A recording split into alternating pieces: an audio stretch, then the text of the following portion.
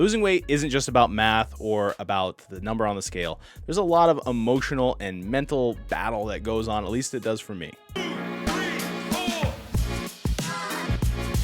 Welcome back, Weight Warriors. If you're someone who's on a fat loss journey like I am, or you're planning to start one, you're in the right place. I'm Mike. I'm a fat guy trying not to be fat anymore by making lifestyle changes.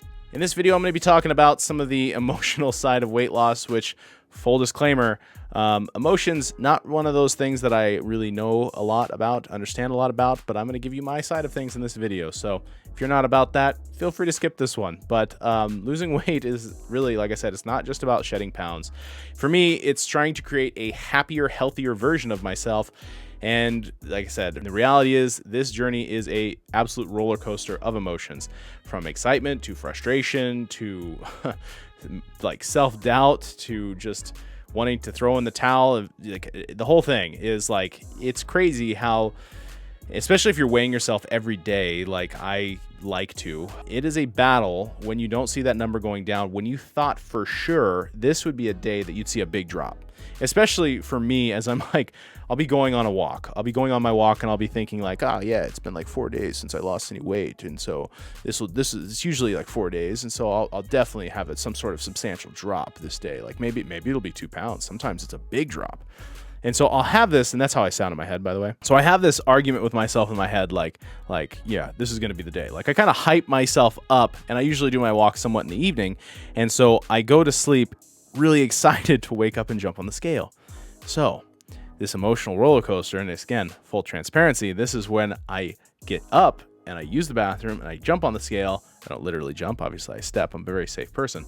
But I get on the scale and I see I gained 2 pounds. That happened. Like you can go back and look at my weeklies. Sometimes I did everything right.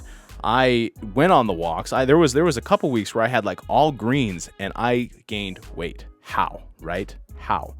That is what I'm talking about in this video. Those emotions and how you battle that and address it in a way that makes it sustainable, that you can continue on this journey, but really address it so you don't, go insane. Right? So I wanted to take a step back and look at how the emotional side of weight loss really affects me personally. And I want to understand the link between my mental health and, like I said, weight loss, and try to separate some things. And I wanted to have, I have some tips and advice for you guys that I'm implementing in my life that is really there to try to relieve some of that stress, anxiety, depression, and issues that at least I'm trying to overcome, issues with my own self-esteem. There's quite a bit of research out there that shows how detrimental stress, anxiety, depression, and other mental health issues can be on your just general health. But really, it takes its toll on your weight loss journey as well, because if you're depressed and angry and sad and letting the different roller coaster of emotions affect you on a day-to-day basis, that stress really can trigger emotional eating, and then the depression really follows that emotional eating, which then brings a lack of motivation to exercise and to prepare healthy meals and to really improve. You just think, at least for me, I go through this cycle of stress because I'm not seeing what I think I should see, and then emotional eating after that, and then frustration because of the emotional eating, and then just want to give up because I failed, right? So that's that circle that I go through, at least personally. So I'm going to go over like the roadblocks personally that hinder my weight loss progress. Then I'm trying to, again, identify these so I solve the problem, or at least prepare to solve the problem when they come up. But for me, it's a lot of negative self-talk, fear of failure, and emotional eating, like I've talked about before. And again, for me, it's not uncommon to experience these roadblocks pretty much all the time. It gets easier as I do it more and more, and I think especially getting the support from the different Facebook groups has helped me quite a lot. But one of the really common ones for me is self-doubt.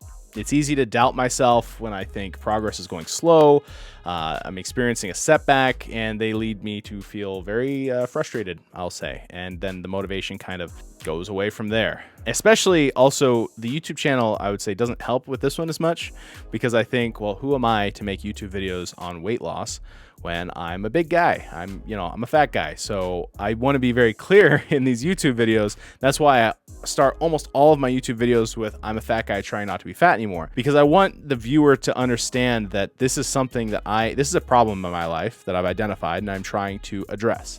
And so by doing these videos, I am improving on this problem that I've identified.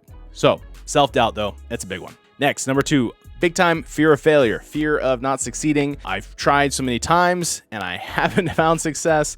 And so it kind of causes me to consider just giving up and self-sabotaging the process, which isn't great. The third one that I really struggle with is negative self-talk. Negative self-talk is this really vicious cycle for me where I have this feeling of worthlessness, that I'm a failure, and then it kind of follows out with, well, why would I even try to do this? Because it's not going to work. So I try to reframe these negative thoughts, and that's not who I am. And so I try to capture that and say, nope, that's not who I am. Again, I'm trying to say I'm a healthy person and I make healthy person decisions. And so would a healthy person do this? Yes, then I do it. No, then I don't do that. But I don't beat myself up if I do what I would envision a healthy person not to do. That sounds like a roundabout way, but it kind of works for me. Then the fourth one here is emotional eating. And I didn't think that I was, again, I don't feel like I'm a very emotional person. It's just in general, my capacity for emotion is pretty low.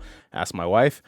But emotional eating is definitely, it's what I would say is more of a coping mechanism for stress and anxiety. You know, I have a long day at work and I really enjoy eating food. And so food makes me feel comfortable. And so when I'm stressed, I like to eat. And so emotional eating is definitely something that I have to deal with and I have to address and make sure that I'm not eating because something's freaking me out. When it comes to weight loss, motivation is pretty big, but it's totally normal that motivation dips from time to time. So for me, I'm trying to, again, identify this problem and implement solutions. So again, I'm making a couple of these videos on the emotional side of weight loss because, you know, I think there's something to that. There's something to the whole, you know, how we view ourselves, how we feel about ourselves when we're alone is I guess kind of the big deal. And I'm trying to improve that personally. And I think making that such a focal point for me this time around has been part of what's really helped. Obviously you guys have helped quite a lot too. So again, thank you. Feel free to like, comment, and subscribe if you want to keep helping.